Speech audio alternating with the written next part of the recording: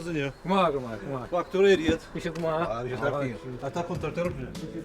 Connemara man Owen O'Thursing started work in the printing trade when he was 16. As a native speaker of Irish, he feels right at home working in Clodori Lurgan in Galway, where the working language of the company is Irish. Owen left school with difficulties with reading and writing, something which caused him some anxious moments when he first went to train as a printer. My course in Bourne Street was for a lithographic printer. We used to be up there for three months a year. We went to Bourne Street every day. It was classes in the morning and it was practical in the evening. When the teacher would ask you to read something, or he'd ask the class to read something out, well, he'd be passing the book on to read about something about printing. I'd be getting nervous, so I'd have to get up and go out to the toilet to get, just so that you'd miss the book coming to you, so that nobody'd find out that you had this problem with your reading. Owen eventually decided to go along to classes to improve his reading and writing in Irish. His local adult learning officer matched him up with tutor Noreen Rafferty. When Owen came to me first, he had interest in recording some of his own stories and writing those. He had an interest in creative writing and we did some work on that.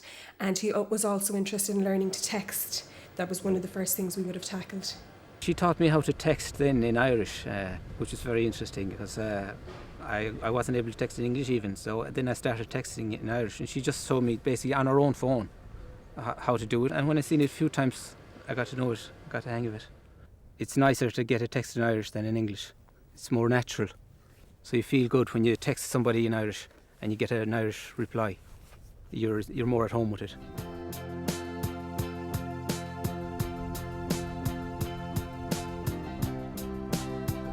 When we were young, my father always used to be telling us stories, and my mother as well, about their adventures in their life and about the stuff that happened on the village when they were young.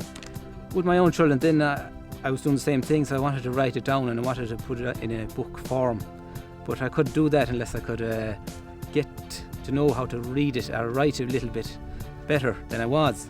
So I wanted to improve on that. Noreen helped me to spell the words, to pick them out and to use the dictionary.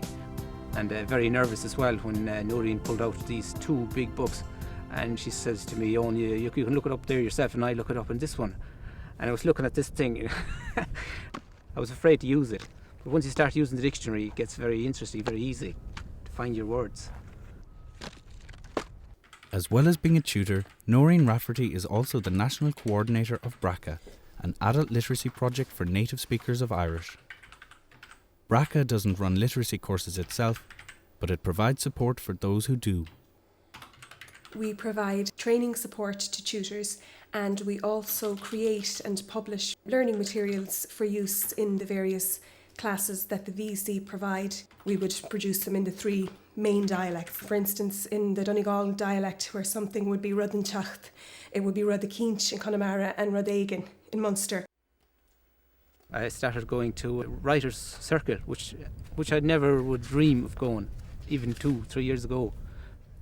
I've published a play and a poem, and Pádraig Ó Caoimhin, he was the resident poet in UCG, and he published this book, and I'm in the book with another few people.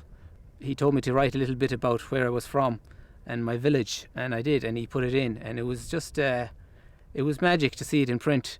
There are a lot of jobs in the Gaeltachts, probably particularly the bigger Gaeltachts, say Donegal, Connemara and Kerry. There are a lot of job opportunities there and that are not available to people unless they have basic literacy skills. So obviously that's a good motivation for a lot of people to come back into the system.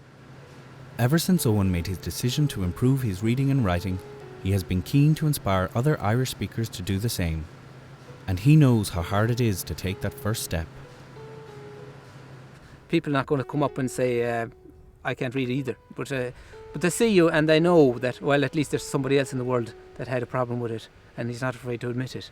It's just you have to do the first step yourself. You have to say, listen, I don't understand.